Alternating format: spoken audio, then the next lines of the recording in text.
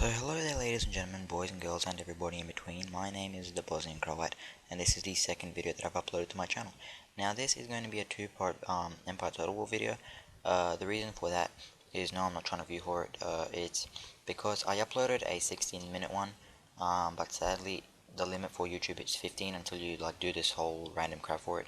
And I done that and I tried to re-upload it, and for some stupid reason it took 5 hours and it got to 32% and then it stopped. It just completely stopped uploading. So I'm gonna have to upload it in a two-part series. I'm gonna cap my videos off to 10 minutes every single video regardless, so just expect that. Now I'm just starting the battle up right here. Just before there I showed you my infantry that I'm using. I did use a big variety of line infantry, and I did use a couple of elite units that you get with the DLC. Now that's what I wanted to talk about. I wanted to talk about the games. What's called? I do have access to a lot of games now because of the Steam Summer Sale. I did manage to pick up the Total War pack for $15, where you get Empire, Napoleon, Medieval, and Rome, and you get all the DLC. So that's a pretty good deal. I did manage to get plenty more games. I still haven't mastered the not the screenshot, but importing pictures onto your video. So I'll just leave it. I'll just leave a list of games in the description that I can play. Just leave which one you would like to see. So right now I'm starting the battle. What you have to remember about this game is I'll just talk about the game a little bit because one of the people that watched my video said that I needed to talk about the game more. What you want to remember about this game is it's not like the past Total Wars where you just, if you have played any of them, you just build up a massive amount of force behind your front line so the enemy can't break through. In this, you have to stretch your line out as much as possible so that everybody can get shooting, because only the front line and the second line can shoot. Everybody in behind is just there for no reason. So you have to stretch it out as much as possible. If you need to, this game requires to change your tactics up a lot.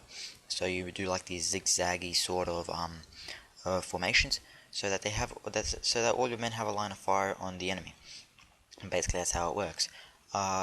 Cavalry does play a big role in this, to break the enemy when you start getting hammered by their muskets.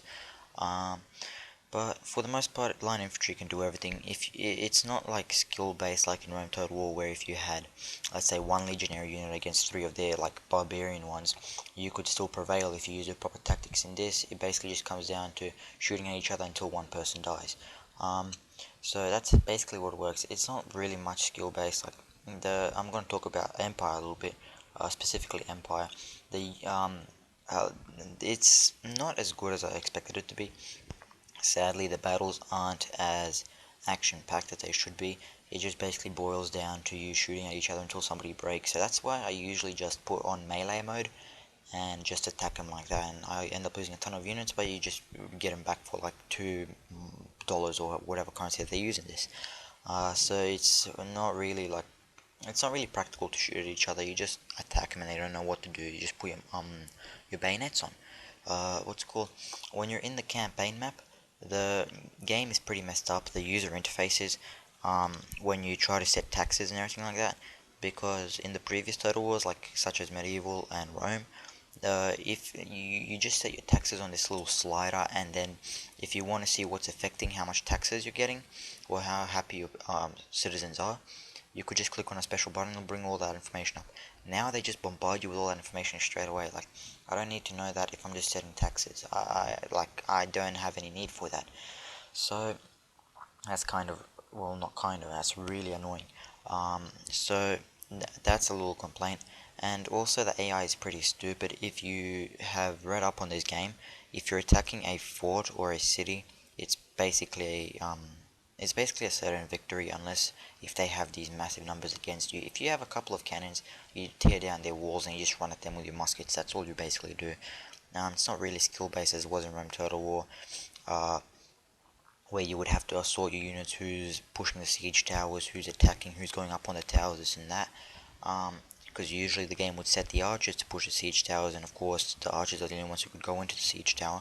So that's pretty damn stupid when considering that you're fighting spearmen up on the walls. But what's it called? This game is alright in the sense, the campaign is pretty good. I've been playing the Road to Independence campaign, which is the main reason why I got this game, because I love history and I love this game, and I love learning about the American War of Independence. So that's why this game interests me a lot. The campaign is extremely interesting in that sense, because it's from the day that the Pilgrims settled in America to the day that the Americans gained independence from the British Empire. So that's a pretty interesting game. Um, just so you know, my second commentary over the second part of this video isn't going to be related to Empire Total War, so don't think that I'm just like stretching one commentary over 16 minutes. There will be a second part of this about 8 minutes long as well, so I guess that's alright. I have about 3 more minutes left here, so we're alright. What's it called? So, game-wise, the gameplay it's alright. Like there is still a lot of action. There still is a lot of like there's a lot of decision making that needs to be done. You have to like decide whether or not you want to break your line to pursue somebody or something like that. You also have to pay a lot of attention to what units you choose, because I made a big mistake in the unit selection and I figured I would choose dragoons. Now I figured not dragoons, I forgot what they're called, but basically they're dragoons. They're guys with short carbines instead of swords, which I figured that's what they would be like. I figured I would just break the enemy, but it didn't work out that way. Um, you should see that in the second part when my dragoons all get slaughtered. Um, what's called the AI in this game is pretty stupid, enemy and friendly, considering the friendlies always end up shooting into the backs of your teammates. That's pretty pathetic. Um, so you'll see at the end in the second video when it shows the battle statistics for this, the the enemy kills about 200 of my men, and all in all I end up losing like 470. So that just speaks for itself.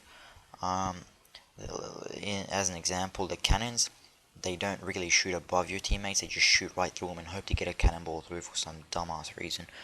But past that, the game is alright, the campaign is pretty good. I played a little bit of the Grand Campaign as the French, which is probably a bad move, but it seems pretty good. It seems like a pretty solid game. I don't like the fact that it's not historically accurate, where you can just pop up a window and you can Skype your neighbors and come to a trade agreement through that, but I guess it's alright. It makes the game a lot faster instead of sending your diplomats across enemy territory. But yeah, this game it's pretty solid, but I also do have Napoleon Total War, so once I finish the achievements for this, the single player achievements at least, I will go on and uninstall this, install Napoleon. So then I'll play a little bit of Napoleon if you guys want. I also do have Left 4 Dead 2, but I didn't know this up until I bought it. It is the Australian version. Since I live in Australia, I bought it off the Steam Summer Sale, and it didn't say anything about it being the Australian version. I just figured it was a standard American version. And supposedly, because we don't have the R18 rating here in Australia, it's heavily censored. So if that is the case, I will try to get a refund. I doubt that I will be able to, but I'm hoping that I can. So sadly that is the case, but if it's not too heavily censored, then I'll post some of that. So I'm coming up on 15 seconds right here.